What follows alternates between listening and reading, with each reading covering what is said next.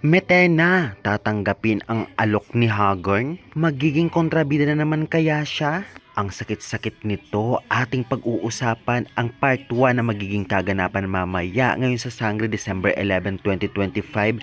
Kaya tapusin nyo ang video, and before that guys, please naman, huwag nyong kalimutan mag-like, comment, subscribe for more Sangre updates. Maraming salamat. Ito ay part 1 pa lamang, may part 2 at part 3. Ngayon nga, nakita nga natin sa abangan na talaga namang aalokin ni Hagorn itong si Metena bilang isa sa kakampi niya. Dahil kung hindi, posibleng paslangin ni Hagorn itong si Metena dahil sa gabal bilang mata ng Encantadia. Sa tingin ko ay hindi ito tatanggapin ni Metena, lalong lalo pa napalapit na siya sa kanyang kapatid at talagang nagbago na siya at nagsisisi. Ganun pa man, possible pa rin na kunin yon, lalong lalo pa yung mga Encantado na grabe ang pangbubuli sa kanya dahil sa paghihiganti sa kanya.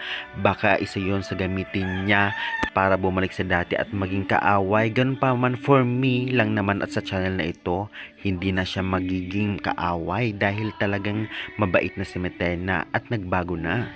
Kaya guys, sa tingin nyo, nagbago na talaga kaya siya? Kung ganun pa man ay pa-comment nga and pa-subscribe na lang dito sa aking channel, at part 2 abangan nyo sa susunod na video.